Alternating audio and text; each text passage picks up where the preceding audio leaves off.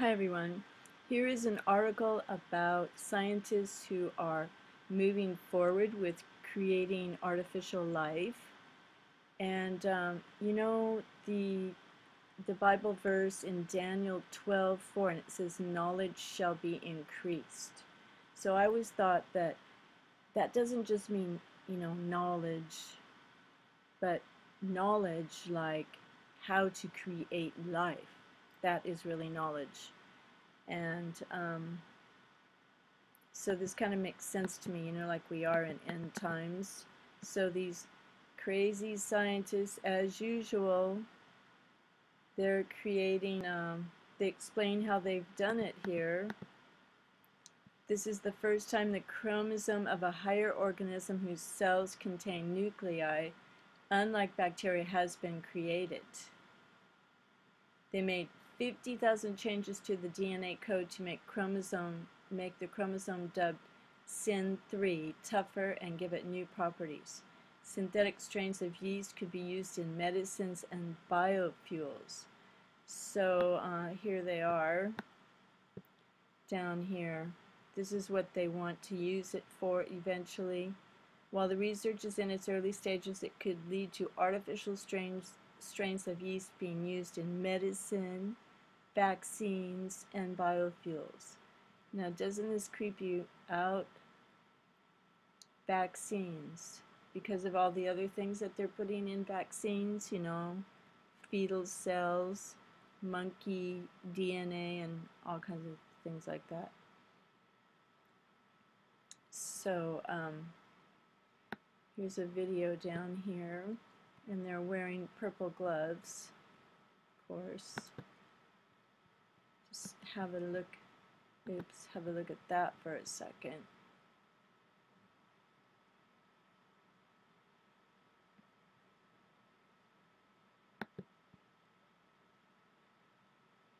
Just to hear them talk is in a complex and data-rich environment, businesses need to make the right decisions to drive growth and shareholder return while managing a multitude.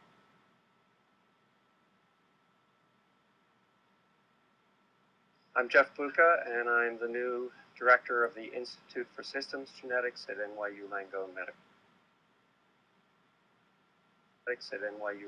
Medical Center. We study genetics of microorganisms and humans, and in particular, we've worked quite a bit with the yeast Saccharomyces cerevisiae, also known as brewer's yeast. Our latest article in Science details how we took tiny snippets of synthetic DNA and fused them together in a complex series of steps to build essentially a computer-designed derivative of chromosome 3, one of the 16 chromosomes of yeast. And we call this SYN3 because it's a completely synthetic derivative that's been engineered in a variety of interesting ways to make it different from the normal chromosome. What I find most exciting about our recent work is that not only can we make designer changes to a genome on a computer, but we can make them throughout an entire chromosome, hundreds of changes, and then put that chromosome into yeast, and we find we have a yeast that still looks, smells, and behaves like a regular yeast. But this yeast is endowed with special properties that normal yeast don't have, which is our ability to cause its genome to rearrange in millions of different ways on command. This is what we refer to as genome scrambling, and I think it's going to teach us all kinds of new biology as well as lead to practical applications in the... Isn't this scary? Genome scrambling. They can rearrange them and do anything. I feel sorry for the yeast. And next, they're gonna be doing it to people. And this again is a situation where they don't really know the outcome later. All these scientists are playing with fire, and they admit it. They don't. It's all experimental. They don't know the true outcomes down the line.